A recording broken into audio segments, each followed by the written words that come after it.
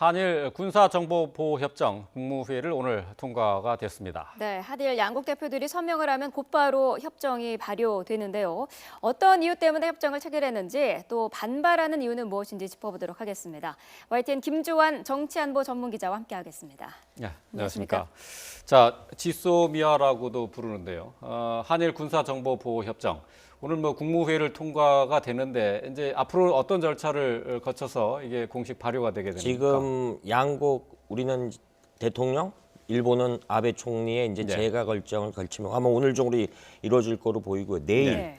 국방부에서 한민국 국방장관과 주한 일본 대사가 서명을 하면은 곧바로 사실상 이것이 발효된다 이렇게 보면 됩니다. 사실은 이 협정은 1년 단위 기준인데요. 네. 양측의 그 이의가 없으면 자동 연장되는 이런 조항입니다. 이게 이번에 논란이 있지만 어찌됐든 간에 빨리 이루어졌던 이유 중에 하나는 2012년 6월 이명박 정부 때 사실 초안이 다 마련됐었다라고 합니다. 네. 그래서 그 원안을 가지고 약간의 수정을 거치고 지난 17일 날 차관회의를 거치고 오늘 이제 국무회의를 통과하는 이런 단계까지 이루어진 거죠. 네, 그러니까 미리 이제 준비한 내용들이 있었기 때문에 그렇죠. 그 속도가 빨랐다는 얘기가 되겠네요. 예.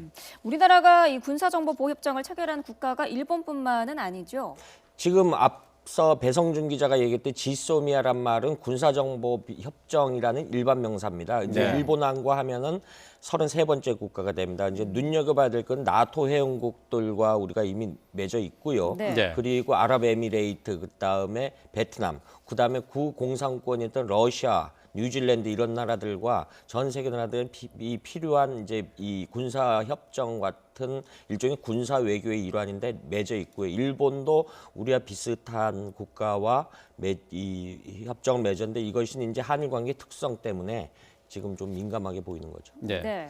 국방부에서 이 지소미아에 대한 필요성을 역설을 하면서 북한의 핵 개발과 그리고 미사일 개발에 대응하기 위한 조치다라고 설명을 하고 있습니다.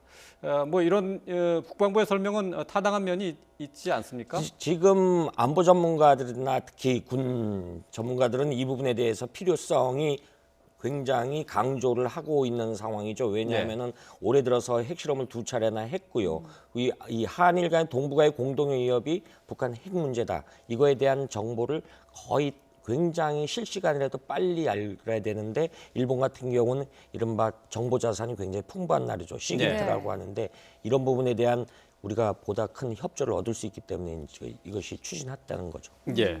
자, 그럼에도 불구하고 지금 국내에서 반대 목소리가 여전한데 어떤 이유로 반대를 하는 거죠?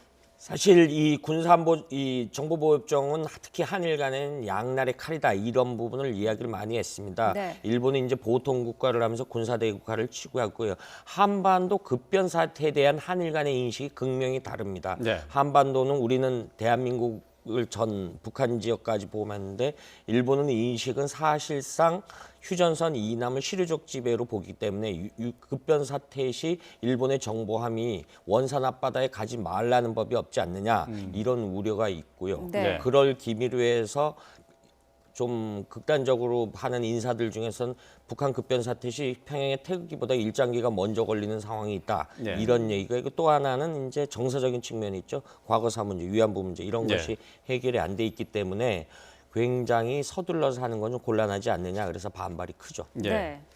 관련해서는 그 국내 전국 상황도 같이 연결이 되는 것 같아요. 지금 박근혜 대통령이 글쎄 이제 전국을 주도할 상황도 아닌데 급히 이것을 할 필요가 있느냐 이런 지적도 나오는 것 아니겠습니까? 그렇죠. 박근혜 정부 들어서 이것이 2012년 6월에 무산됐다가 2014년 12월에 협정보다 낮은 단계, 팩트라 그러는데 약정 상태로 한일 간에 유지하고 있었어요. 네. 그럼에도 불구하고 굳이 지지율이 5%밖에 안 되는 지금 시국에 이거를 왜 하느냐. 네. 그리고 야당에서 주장하는 것이 이것이 조약을 맺을 때는 헌법 61조 국회 동의를 얻어야 되는데 역설적으로 앞서 우리나라가 20개 나라 이상으로 갈 때 국회 동의를 사실 안 받았습니다. 네.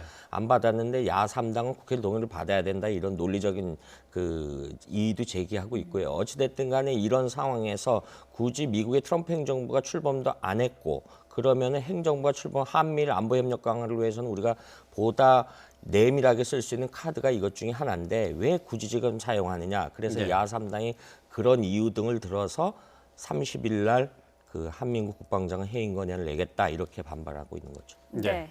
자, 야당의 반발 속에서 진행이 되고 있는 지소미아 한일 군사정보보호협정 체결 소식과 관련해서 오늘 뭐 국무회의를 통과했고 이제 내일 이제 공식 체결을 할 것으로 예상이 되고 있는데 관련 내용을 김주환 정치안보 전문 기자와 함께 짚어봤습니다. 말씀 잘 들었습니다. 고맙습니다.